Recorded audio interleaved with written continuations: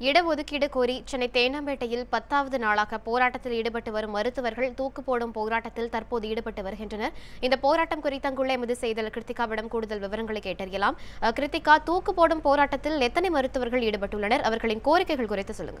அவர்களுடைய கோரிக்கை என்பது குறிப்பாக அனிதா, அதாவது 50% இடஒதுக்கீடு என்பது பிஜி இல்லை, அதாவது முதுகலை பட்டத்தில் தேவை. 29 ஆண்டுகளாக இந்த திட்டம் இருந்தது. குறிப்பாக எம்பிபிஎஸ் முடித்த பிறகு பல கிராமப்புறங்களில் சென்று மருத்துவர்கள் வேலை செய்யும் போது அவர்களுக்கான எக்ஸ்பீரியன்ஸ் மார்க் கொடுக்கப்படும். அதே போல இந்த மாதிரி கிராமப்புறங்களில் சென்று சேவை செய்த மருத்துவர்களுக்கு என்று அவர்கள் பிஜி படிக்க முதுகலை பட்டங்கள் படிக்க செல்லும் போது 50% இடஒதுக்கீடு என்பது இருந்தது.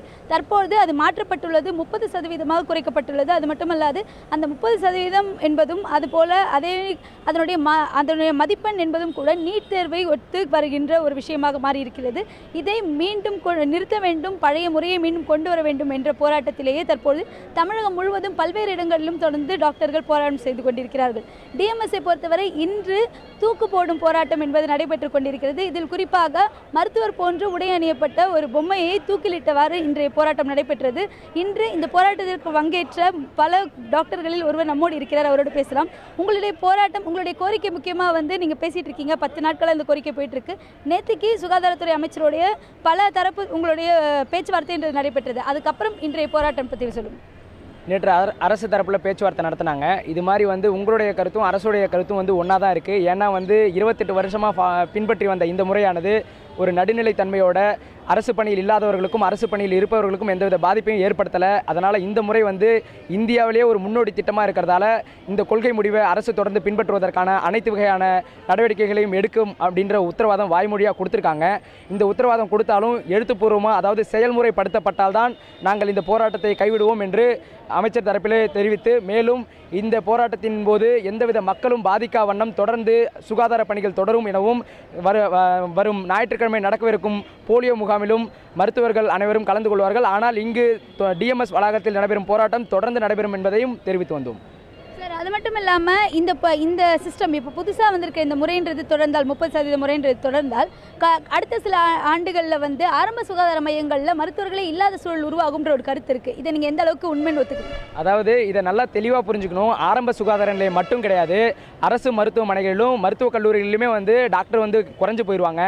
என்ன காரணம் அப்படின்னா, தமிழ்நாட்டில் உள்ள இப்போ தென்பகுதியில் குறிப்பாக பின்தங்கிய மாவட்டங்களிலும் மலை பிரதேசங்களிலும் அங்கெல்லாம் போய் தங்கி படிக்கிறதே கஷ்டம், இப்போ வேலை செய்கிறதே கஷ்டம். இந்த மாதிரி சிறப்பு மதிப்பெண்கள் கொடுக்கறதும், இது மாதிரி அரசு இடஒதுக்கீட்டில் இது மாதிரி முதுகலை மருத்துவ பட்டப்படிப்புக்கு சிறப்பு அந்தஸ்து கொடுக்குறாங்க. அப்படிங்கிறதால நான் ஒரு இருதய மருத்துவனாக ஆக மாட்டேனா, ஏழை மக்களுக்கு சேவை செய்ய முடியாதோ அப்படிங்கிற ஏங்கி இருக்கிற மருத்துவர்கள்லாம் அதனால் தூண்டப்பட்டு அந்த மாதிரி இடங்களுக்கு போய் கஷ்டப்பட்டு வேலை பண்ணுறாங்க. இப்போ அது மாதிரி உள்ள சேவை மனப்பான்மை உள்ள மருத்துவர்கள் கிராமப்புறங்களில் போய் வேலை செய்வது கண்டிப்பாக தடைபடும். அதனால் குறைய வாய்ப்பு இருக்கிறது. அது மட்டும் இல்லாமல் ஒரு வருஷத்துக்கு இந்த மாதிரி 50% இடஒதுக்கீடு இருக்குங்கிறதால மொத்த தமிழக அரசுக்கு கீழே உள்ள 17,000 மருத்துவர்கள் இருக்காங்க தோராயமாக அரசு பணியில். அந்த மருத்துவர்கள் ஒரு வருஷத்துக்கு 350 to 400 மருத்துவர்கள் இந்த இடஒதுக்கீடு இருக்கிறதால கண்டிப்பாக போகிறாங்க. இந்த சிறப்பு மருத்துவர்கள் படித்து முடித்த பிறகு மருத்துவக் கல்லூரிகளிலும் அரசு மருத்துவமனைகளிலும் போய் வேலை செய்கிறாங்க. ஒருவேளை இந்த மாதிரி இந்த அரசு இடஒதுக்கீடு ரத்து செய்யப்பட்டால் அந்த குறைந்தபட்ச சிறப்பு மருத்துவர்களின் எண்ணிக்கை குறையும். அதனால் இந்த போல அரசு அவசர சிகிச்சை பகுதியில் இருக்கிற இந்த அறுவை சிகிச்சையில் உள்ள மருத்துவர்கள் எல்லாமே குறைஞ்சு போவாங்க. இதனால் ஏழை எளிய மக்கள் மிகப்பெரிய பாதிப்பை அடைய நேரிடும். இதனால் தமிழக சுகாதார நிலையங்களின் அந்த ஒரு இதுவே எதிர்காலமே கேள்விக்குறியாக வேண்டிய நிலை ஏற்படும்.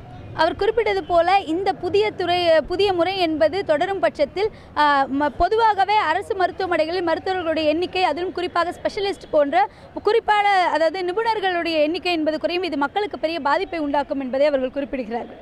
தகவல்களுக்கு நன்றி கிருத்திகா.